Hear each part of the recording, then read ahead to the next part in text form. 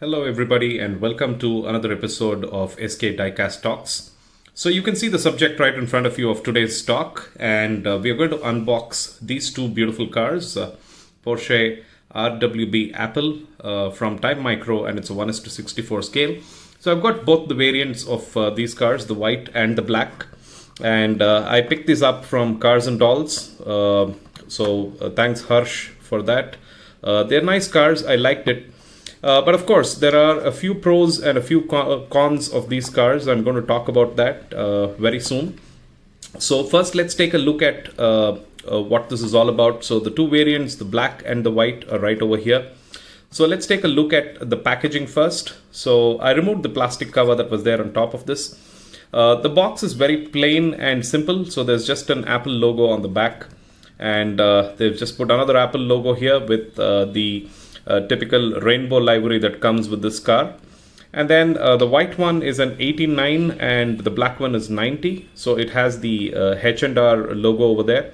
So H&R, as you know, makes the aftermarket shock absorbers and springs for car modifications. So that's what is there over here. The black one is also a pretty similar box. It's got the Apple logo over here. Only difference is that it's black in color. Otherwise, the box is pretty much the same.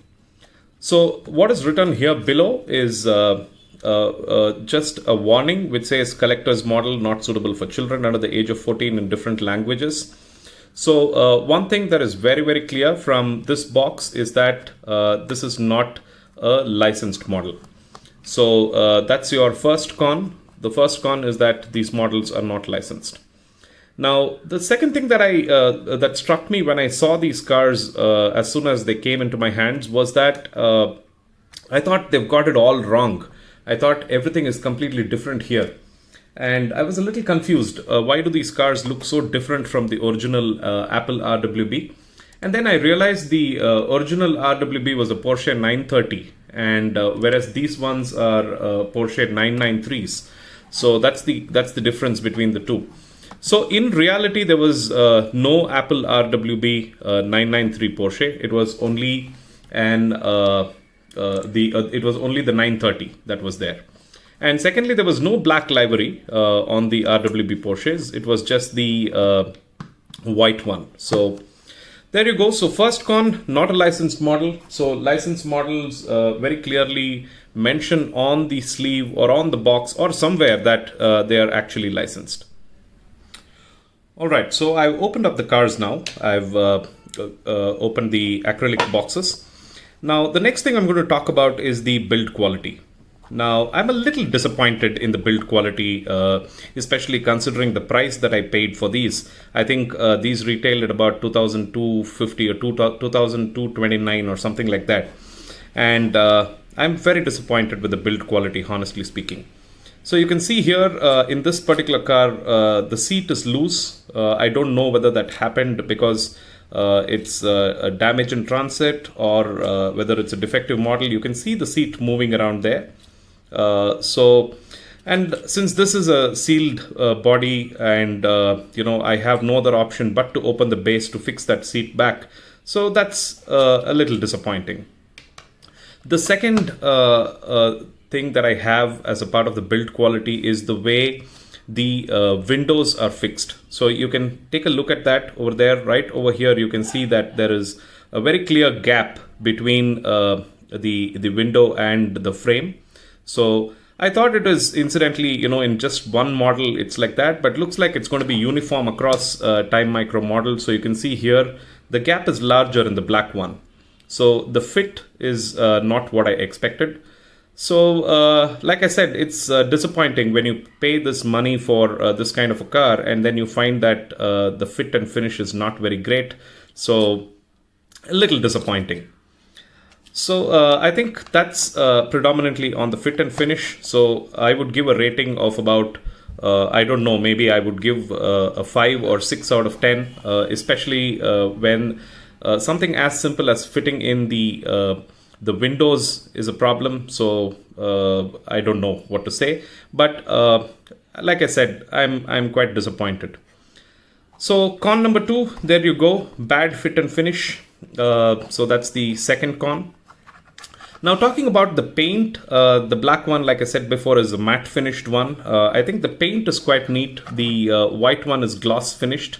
So the paint is quite good. So I would say that's a pro. The decals are also neatly finished. So you can see here, there are no smears whatsoever. The decals are finished quite well. All around, I think it's nice. The headlights and other plastic inserts that are there, like this one, the flares on the fenders. So I think these are kind of well made. So I think one of the pros, I guess, is the paint job and the decals that's there on both the cars. I think they look pretty much neat. Okay, so I've now unscrewed the cars from the base. I've put them here to take a look at all angles. So you can see that the cars are pretty neat. They've turned out very well. I'm going to put it in my display along with the other RWBs. So if you actually ask me, I think it's kind of mixed feeling. So you can see here right now that this particular car, or rather both the models, have bases that can actually be unscrewed.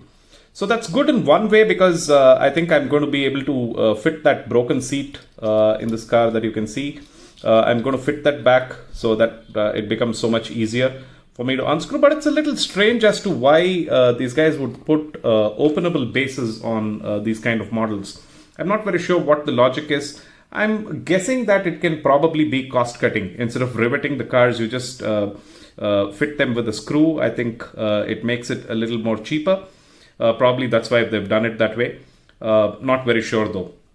Yeah, coming back to the overall sentiment that I have on this, I think the money that I've spent on this, approximately about 2,300, 2,400 bucks per car is what I've spent on this. I think this money would have been much more well spent if I had bought a model like probably the Tarmac Works RWB, which eventually goes around at the same price at about 2,229, 2,500, 2,800 if you import them. Some models about 3K. So it depends. I mean, it depends on the rarity or the demand that particular model has. But I think if I'm going to put my money into a brand like Tarmac Works, I think I get more bang for my buck. So that's my honest opinion about this. So I'm going to keep watching the Time Micro space. I'm going to see how it pans out overall as a brand. I want to see how their build quality is in the future models. I want to see if they come up with more licensed versions. So until then, I'm going to stay away from this brand, and I'm going to keep watching how it pans out. The moment I see some improvements in quality and I see some improvements in other aspects like the licensing and making more authentic models. For example, these cars don't actually exist in the real world. So maybe I'm going to wait and watch and see if there are more authentic models that come out of Time Micro. So I think that's it. Like I said, it's mixed feelings on these models, but I think it's going to look great as a part of my RWB collection. So I'm definitely going to put it up there on display with them. So that's all I have to say on these two. That's the end of the video. And please do like and subscribe. Please encourage me to make more such videos. I'll see you in the next episode. Until then, bye-bye.